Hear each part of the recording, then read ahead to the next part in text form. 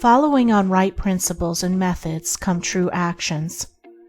One who is striving to grasp true principles and work with sound methods will soon come to perceive that details of conduct cannot be overlooked, that, indeed, those details are fundamentally distinctive or creative, according to their nature, and are of deep significance and comprehensive importance, and this perception and knowledge of the nature and power of passing actions will gradually open and grow within him as an added vision, a new revelation.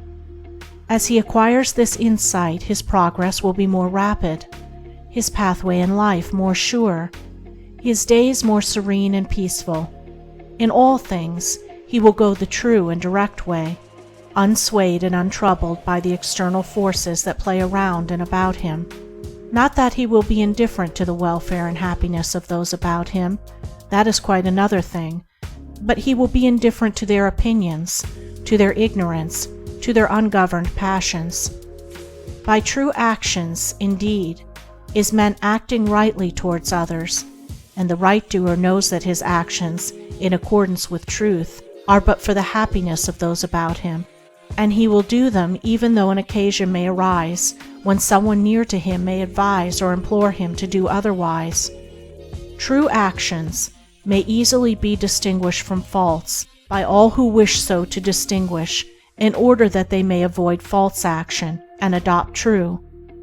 As in the material world, we distinguish things by their form, color, size, etc., choosing those things which we require and putting by those things which are not useful to us, so in the spiritual world of deeds, we can distinguish between those that are bad and those that are good by their nature, their aim, and their effect, and can choose and adopt those that are good and ignore those that are bad.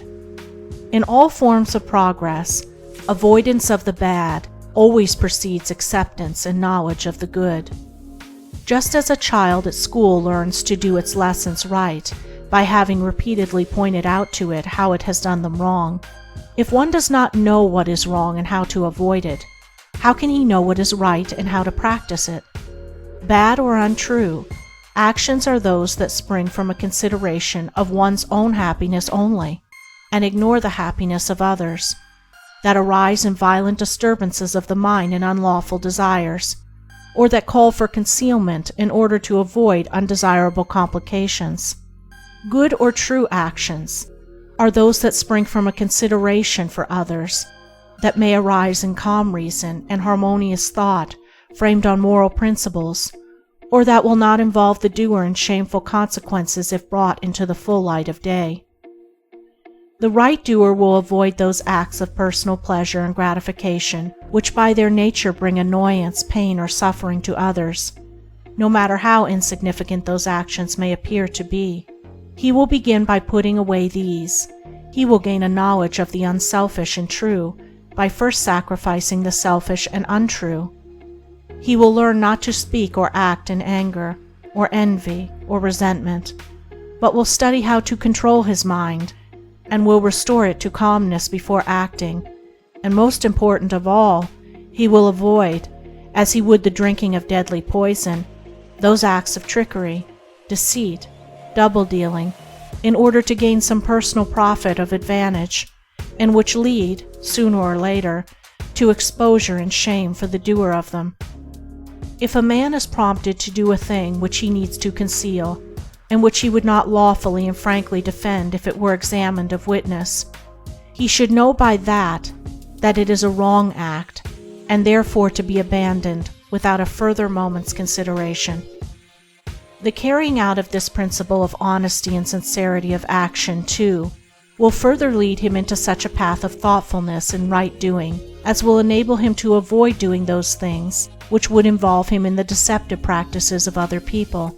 Before signing papers, or entering into verbal or written agreements, or engaging himself to others in any way at their request, particularly if they be strangers, he will first inquire into the nature of the work or undertaking, and so, enlightened, he will know exactly what to do, and will be fully aware of the import of his action. To the right doer, thoughtlessness is a crime. Thousands of actions done with good intent lead to disastrous consequences because they are acts of thoughtlessness. And it is well said that the way to hell is paved with good intentions. The man of true action is, above all things, thoughtful. Be ye therefore wise as serpents and harmless as doves. The term thoughtlessness covers a wide field in the realm of deeds. It is only by increasing in thoughtfulness that a man can come to understand the nature of actions, and can, thereby, acquire the power of always doing that which is right. It is impossible for a man to be thoughtful and act foolishly. Thoughtfulness embraces wisdom. It is not enough that an action is prompted by a good impulse or intention. It must arise in thoughtful consideration if it is to be a true action, and the man who wishes to be permanently happy in himself and a power for good to others must concern himself only with true actions.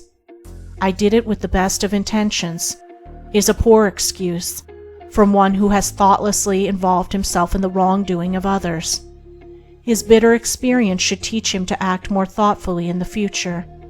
True actions can only spring from a true mind, and therefore while a man is learning to distinguish and choose between the false and the true, he is correcting and perfecting his mind, and is thereby rendering it more harmonious and felicitous, more efficient and powerful. As he acquires the inner eye to clearly distinguish the right in all the details of life, and the faith and knowledge to do it, he will realize that he is building the house of his character and life upon a rock, which the winds of failure and the storms of persecution can never undermine.